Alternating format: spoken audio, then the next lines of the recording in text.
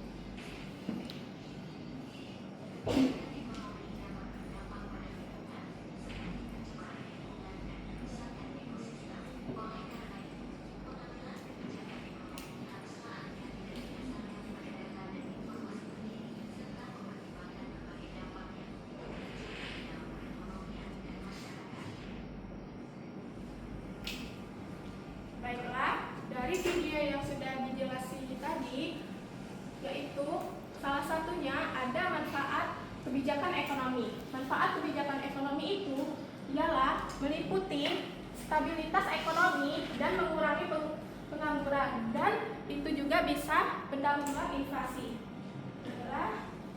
Selanjutnya kita memasuki materi kebijakan ekonomi.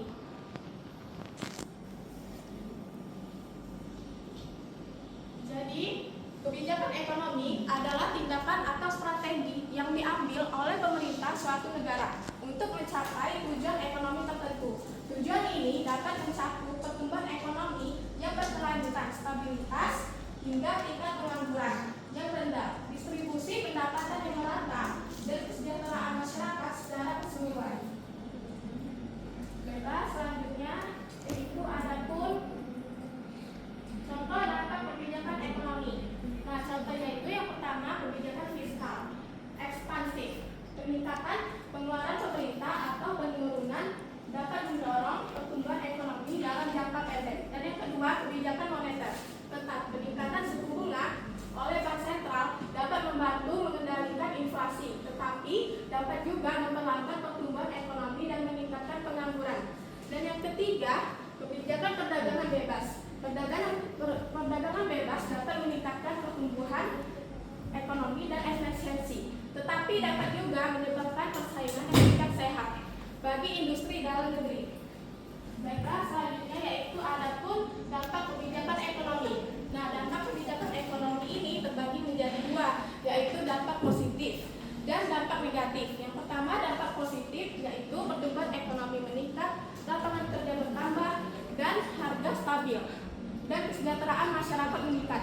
Yang kedua yaitu dampak negatif. Inflasi melonjak, pengangguran naik, seimbang melebar, dan kerusakan lingkungan meningkat.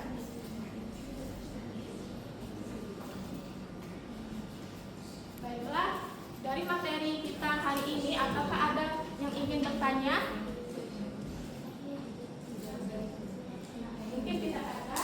Baiklah, kalau begitu, apakah ada yang mau membantu Ibu untuk menyimpulkan materi hari ini? Ya, pada Adila, silakan. Jadi dari materi hari ini mengenai kebijakan ekonomi.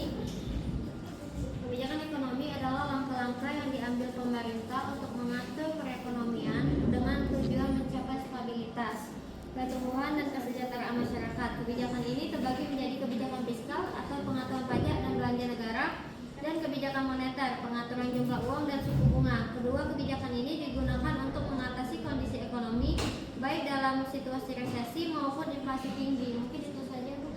Ya, benar sekali. Baiklah, jadi kesimpulan kita pada pagi hari ini yaitu kebijakan ekonomi adalah langkah-langkah yang diambil pemerintah untuk mempengaruhi perekonomian, seperti kebijakan moneter yaitu mengatur uang dan suku bunga, dan kebijakan fiskal mengatur pajak dan pengeluaran negara. Tujuannya untuk mencapai stabilitas ekonomi, pertumbuhan, dan kesejahteraan masyarakat.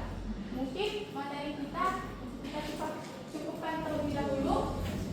Untuk tugasnya Ibu akan kirim di WA ya, dan kalian harus mengerjakan di halaman 130, yaitu pilihan ganda. Baik, Ibu cukupkan materi kita pada pagi hari ini. Wassalamualaikum warahmatullahi wabarakatuh. Waalaikumsalam warahmatullahi wabarakatuh. How we doing? Say we good. Don't need no one to tell me how to